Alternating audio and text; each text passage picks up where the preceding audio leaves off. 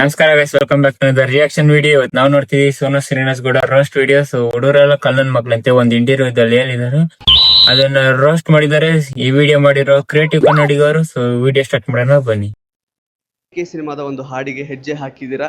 So ನೀವು ಆಗಲೇ ಹೇಳಿದ್ರಿ, ಇನ್ಫ್ಯಾಕ್ಟ್ ಅಂದರೆ ಕ್ಯಾಮ್ರಾ ಮುಂದೆ ನಾರ್ಮಲ್ ಆಗಿ ಮೊಬೈಲ್ ಮುಂದೆ ಡ್ಯಾನ್ಸ್ ಮಾಡೋದು ಬೇರೆ ಥರ, ಬಟ್ ಒಂದು ಸಿನಿಮಾಗೆ ಹೆಜ್ಜೆ ಹಾಕೋದು, ಆಲ್ರೆಡಿ ಕಂಪೋಸ್ ಆಗಿರೋ ಟ್ಯೂನ್ಗೆ ಹೆಜ್ಜೆ ಹಾಕೋದು ತುಂಬ ಚಾಲೆಂಜಿಂಗ್ ಆಗಿತ್ತು ಅಂತ.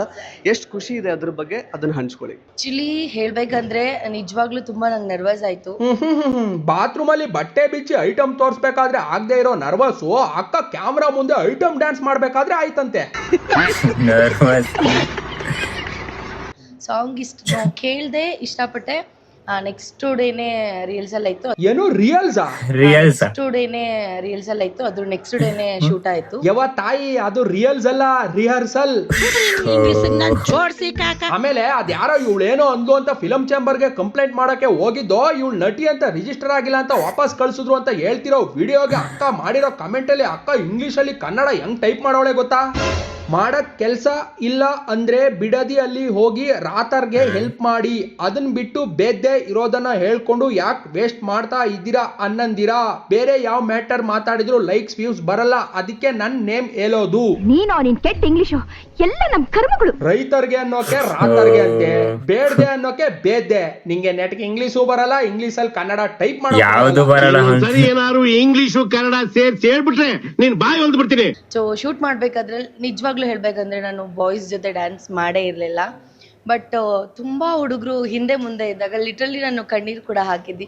ಅಯ್ಯೋ ನಂಗೆ ಮಾಡೋಕ್ಕಾಗ್ತಿಲ್ಲ, ಕಂಫರ್ಟ್ ಇಲ್ಲ ಅಂತ ಹೇಳಿ. ಅಲ್ಲಲ್ಲಲ್ಲೇ ಬೀಚ್ ಗಳಲ್ಲಿ ಬಿಕಿನಿ ಹಾಕೊಂಡು ಬ್ಯಾಕ್ ಟು ಫ್ರಂಟ್ ತೋರ್ಸ್ಕೊಂಡು ವಿಡಿಯೋ ಮಾಡಿ ಆನ್ಲೈನ್ ಅಲ್ಲಿ ಅಪ್ಲೋಡ್ ಮಾಡ್ಬೇಕಾದ್ರೆ ಇರೋ ಕಂಫರ್ಟ್ ಸುತ್ತಮುತ್ತ ಹುಡುಗರು ಇದ್ದಾಗ ಡ್ಯಾನ್ಸ್ ಮಾಡೋಕೆ ಇರ್ಲಿಲ್ವಂತೆ. ಇದೊಂಥರ ಹೆಂಗಾಯ್ತು ಅಂದ್ರೆ ಊರ್ ತುಂಬಾ ಏಲ್ ತಿಂದು ಮನೆಗ್ ಬಂದು ಮೊಸರನ್ನ ತಿನ್ನೋಕ್ ಮುಜುಗರ ಆಗ್ತಿದೆ ಅಂದಂಗ ಆಯ್ತು. ಆಮೇಲೆ ನಾನು ಅನ್ಕೊಂಡೆ, ಇಲ್ಲ ನನ್ನ ಕೆಲ ಇಷ್ಟ ಆಗುತ್ತೆ ಅಷ್ಟು ಎಫರ್ಟ್ ಹಾಕಿ ನಾನು ಸಾಂಗ್ ಮಾಡಲೇಬೇಕು. ಸೊ ಹೇಳೋಕ್ಕಾಗಲ್ಲ, ಕೆಲವೊಂದು ಸಾಂಗ್ಸಿಂದನೇ ಮೂವಿ ಹಿಟ್ ಆಗ್ಬೋದು. ಸೊ ನಾನು ಏನು ಅಂತ ತೋರಿಸ್ಕೊಳ್ಳೋಕ್ಕೋಸ್ಕರನಾದರೂ ಅಷ್ಟು ಚೆನ್ನಾಗಿ ಆ್ಯಕ್ಟ್ ಮಾಡಿದ್ದೀನಿ. ಐ ಹೋಪ್ ನಿಮಗೆಲ್ಲ ಇಷ್ಟ ಆಗಿರುತ್ತೆ ಅಂತ ಹೇಳಿ. ಸೊ ವಾವ್ ಚೋನು ಅಕ್ಕ, ನಿಮ್ಮನ್ನ ನೀವು ಏನು ಅಂತ ತೋರಿಸ್ಕೊಳ್ಳೋಕೋಸ್ಕರ ಇವಾಗ ಅಷ್ಟು ಚೆನ್ನಾಗಿ ಆಕ್ಟಿಂಗ್ ಮಾಡೋ ಅವಶ್ಯಕತೆ ಏನಿತ್ತು? ಆಲ್ರೆಡಿ 15 ನಿಮಿಷದಲ್ಲಿ ನಿಮ್ಮನ್ನ ನೀವು ಏನು ಅಂತ ಇಡೀ ಕರ್ನಾಟಕಕ್ಕೆ ತೋರಿಸ್ಬಿಟ್ಟಿದ್ದೀರಾ ಅಲ್ವಾ? ಸೊ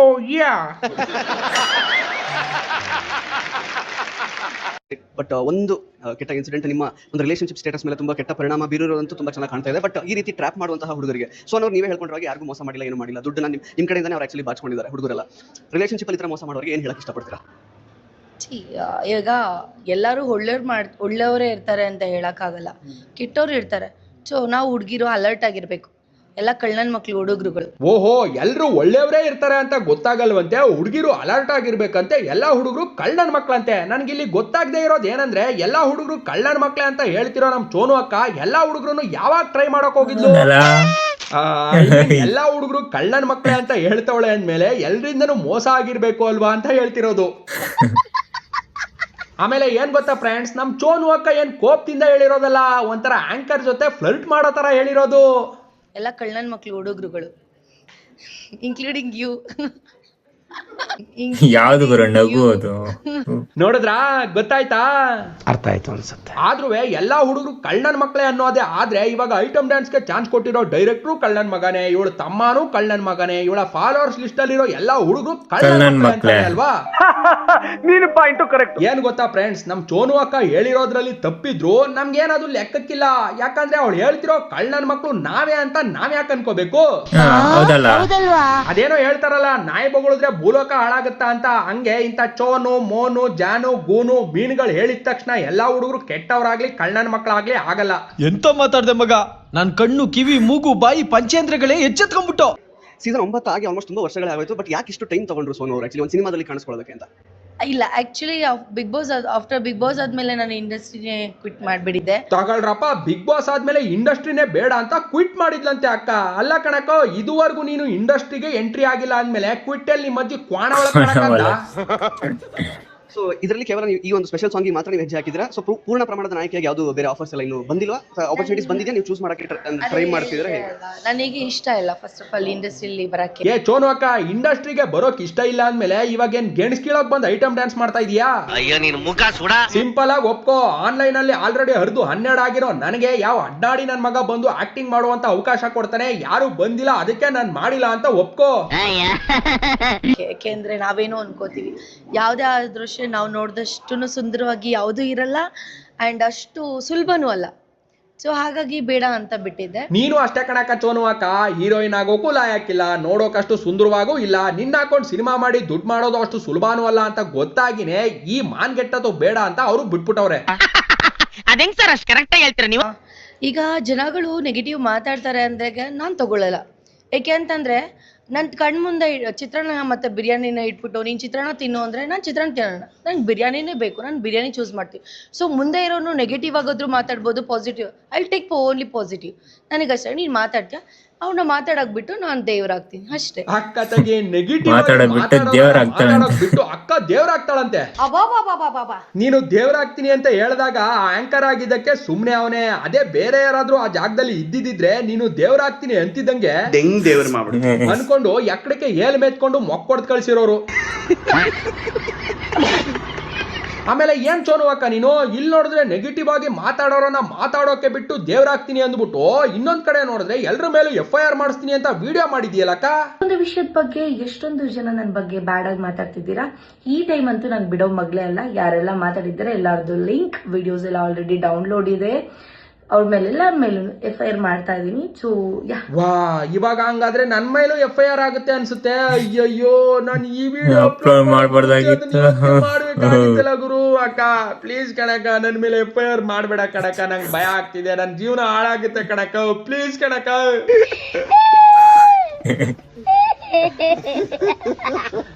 ಒಂದ್ ಕೆಲಸ ಮಾಡಕ್ಕ, FIR ಮಾಡೋ ಬದಲು ಈ ವಿಡಿಯೋನ ಲೈಕ್ ಮಾಡಿ ಶೇರ್ ಆದ್ರೂ ಮಾಡು. ಅವಾಗ ಇನ್ನೊಂದಷ್ಟು ಜನ ಈ ವಿಡಿಯೋ ನೋಡಿ ನಗ್ಬಿಟ್ಟು ನಿಂಗೆ ಆಶೀರ್ವಾದ ಮಾಡ್ತಾರೆ. ತನ್ ಮೇಲೆ ಮಾಡಿರೋ ಜೋಕ್ನ ತಾನೇ ಶೇರ್ ಮಾಡ್ತಾವಳೆ ಅಂದ್ರೆ ಎಂತ ದೊಡ್ಡ ಗುಣ, ದೊಡ್ಡ ಮನ್ಸು ಕಣಮ್ಮ ನಿಂದು ಅಂತ ಅನ್ಕೊಂಡು ನಿನ್ನ ಬೀಜಮ್ಮನ್ ತರ ಹೊಗಳ್ತಾರೆ. ಸಾರಿ ನಿನ್ನ ಜೇಜಮ್ಮನ್ ತರ ಹೊಗಳ್ತಾರೆ ಅಂತ ಹೇಳಕ್ ಬಂದೆ. ಬೇಜಮ್ಮ ಅಂತ. ಆಮೇಲೆ ಇನ್ನೊಂದೇನಂದ್ರೆ ಚೋನು ಅಕ್ಕ, ನಿನ್ನ ನೆಗೆಟಿವ್ ಮಾಡೋರ್ ಮೇಲೆ ಕಂಪ್ಲೇಂಟ್ ಕೊಡೋಕೇನೋ ಹೋದೆ, ಆದ್ರೆ ಹೆಲ್ಮೆಟ್ ಹಾಕೊಂಡು ಗಾಡಿ ಓಡಿಸ್ಕೊಂಡು ಹೋಗ್ಬೇಕು ಅನ್ನೋ ಮಿನಿಮಮ್ ಕಾಮನ್ ಸೆನ್ಸ್ ಇಲ್ವಕ್ಕ ನಿಂಗೆ? ಅದೆಲ್ಲ ಇದ್ದಿದ್ರೆ ನೀನ್ ಯಾಕೆ ಹಿಂಗೆ ಸಿಕ್ಕಿದ ಕಡೆ ಸಿಕ್ತಂಗ್ ಮಾತಾಡ್ಕೊಂಡು ಹಿಂಗೆ ಕಾಂಟ್ರವರ್ಸಿಗೆ ಸಿಗಾಕೋತಿದೆ ಅಲ್ವಾ? ಮೊಕ ನೋಡು, ಮೊಕನ ಹೆಂಗದ ಒಳ್ಳೆ ಬೆಂಚಿಕಲಕ್ ಬಣ್ಣ ಬಳದಂಗ.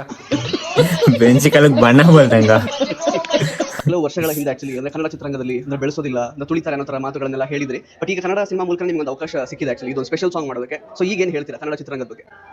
ಅದೇ ನಾನ್ ಚಿಕ್ಕವಳಿದ್ದ ಅವಾಗ ಮಾತು ಹೇಳಿದ್ದು. ಓಹೋ, ಚಿಕ್ಕವಳಿದ್ದಾಗ ಹೇಳಿದ್ದಂತೆ. ಏನವಾ, ಏನ್ ಪ್ರೈಮರಿ ಸ್ಕೂಲ್ಗೆ ಹೋಗ್ತಿದ್ದ ಅವಾಗ ನೀನು? ಫ್ರೆಂಡ್ಸ್, ಆಮೇಲೆ ಇನ್ನೊಂದ್ ಏನ್ ಗೊತ್ತಾ, ಈ ಐಟಮ್ ಸಾಂಗ್ ನಮ್ ಚೋನು ಅಕ್ಕನ ಯಾಕೆ ಸೆಲೆಕ್ಟ್ ಮಾಡಿದ್ರು ಅಂತ ಅಕ್ಕನೇ ಹೇಳ್ತಾಳೆ ಕೇಳಿ. ಸ್ವಲ್ಪ ಲೋ ಬಜೆಟ್ ಮೂವಿ ಅಂತ ಹೇಳ್ತಾ ಇದ್ರು. ಹಂಗಂತ ಅಂದಾಗ ಎಲ್ಲದು ಸ್ವಲ್ಪ ಲೋ ಆಗೇ ಇರುತ್ತೆ. ನೋಡಿದ್ರ, ಲೋ ಬಡ್ಜೆಟ್ ಮೂವಿ ಅಂದಾಗ ಎಲ್ಲಾನು ಲೋ ಆಗಿರುತ್ತೆ. ಇಟ್ ಮೀನ್ಸ್ ನಮ್ ಚೋನು ಅಕ್ಕನು ಲೋ ಅಂತಾನೆ ಅರ್ಥ. ಇನ್ನೊಂದ್ ಏನ್ ಗೊತ್ತಾ ಫ್ರೆಂಡ್ಸ್, ಇದೇ ವಿಡಿಯೋದಲ್ಲಿ ನಮ್ ಚೋನು ಅಕ್ಕ ಒಂದ್ ಮಾತು ಹೇಳ್ತಾಳೆ. ಅಂದ್ರೆ ನನ್ ಪ್ರಕಾರ ನಾವು ಒಂದು ತಪ್ಪು ಮಾಡಿದೀವಿ ಅಂತಂದ್ರೆ ಅದು ಬೇರೆಯವ್ರ ತಪ್ಪು ಅಂತಲ್ಲ, ನಮ್ದೇ ತಪ್ಪು. ನಾವು ಏನ್ ತಪ್ಪು ಮಾಡಿದೀವಿ ಅದನ್ನ ಜನ ಒಂದ್ಸಲ ಕ್ಷಮಿಸಿದ್ದಾರೆ ಅಂತ ಗೊತ್ತಾಗಿದ್ಮೇಲೆ ಆ ತಪ್ಪು ಮತ್ತೆ ಆಗ್ಬಾರ್ದು, ಆ ತರ ಮುಂದೆ ನಡ್ಕೊಂಡು ಹೋಗ್ಬೇಕು.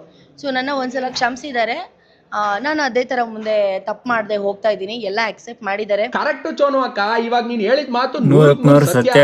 ಮಾಡಿದ ತಪ್ಪನ ಜನ ಅಕ್ಸೆಪ್ಟ್ ಮಾಡ್ಕೊಂಡು ಹೋಗ್ಲಿ ಬಿಡು, ಬದುಕೊಳ್ಳಿ ಅಂತ ಬಿಟ್ಟ ಮೇಲೆ ಬಾಯಿ ಮುಚ್ಕೊಂಡು ಇರ್ಬೇಕು ಹೊರತು ಈ ತರ ಎಲ್ಲ ಅವಾಗ ಒಂದೊಂದ್ ಬೇಡದೆ ಇರೋ ಮಾತಾಡಿ ಮಾನ ಕಳ್ಕೋಬಾರ್ದು. ಅರ್ಥ ಆಯ್ತಾ ಸ್ನೇಹಿತರೆ? ಒಟ್ನಲ್ಲಿ ನಾನು ಒಂದಂತೂ ಗಮನಿಸಿರೋದು, ಇವೆಣ್ಣು ಬೇಕು ಅಂತ ಮಾತಾಡದೇ ಇದ್ರು ಯಾವ್ದೋ ಗುಂಗಲ್ಲಿ ಏನೋ ಬಿಲ್ಡಪ್ ಕೊಟ್ಕೊಳ್ಳೋಕ್ ಹೋಗಿ ಈ ತರ ಕಾಂಟ್ರವರ್ಸಿ ಕಷ್ಟಕ್ಕೆ ಸಿಗಾಕತ್ತ. ಓಹೋ, ಆಮೇಲೆ ಕೊನೆದಾಗ ಒಂದ್ ಮಾತು ಹೇಳ್ತೀನಿ ಕೇಳಿಸ್ಕೊಳಕ್ಕ ಚೋನು ಅಕ್ಕ. ಸೋಷಿಯಲ್ ಮೀಡಿಯಾ ಅಂದ್ಮೇಲೆ ಸಾವಿರಾರು ಜನ ಸಾವಿರಾರು ತರ ಮಾತಾಡ್ತಾರೆ. ಪಾಸಿಟಿವ್ ಮಾತಾಡೋರೆಲ್ಲ ಸೂಪರು, ನೆಗೆಟಿವ್ ಮಾತಾಡೋರ ಮೇಲೆ FIR ಅಂದ್ರೆ ತಪ್ಪಾಗುತ್ತೆ. ಇನ್ಮೇಲಾದ್ರೂ ಒಳ್ಳೆ ರೀತಿ ಮಾತಾಡು, ಒಳ್ಳೆ ರೀತಿಲಿ ಜೀವನ ಮಾಡು, ಒಳ್ಳೆ ರೀತಿಲಿ ಬದುಕು, ನಿನ್ನ ಮುಂದಿನ ಜೀವನ ಸುಖಕರವಾಗಿರ್ಲಿ. ಅಷ್ಟೇ ಗೈಸ್ ಇವತ್ತಿನ ವಿಡಿಯೋ ಇಷ್ಟ ಲೈಕ್ ಮಾಡಿ, ಸಬ್ಸ್ಕ್ರೈಬ್ ಮಾಡಿ, ಶೇರ್ ಮಾಡಿ, ಹಂಗೆ ಕೀಪ್ ವಾಚಿಂಗ್. So by.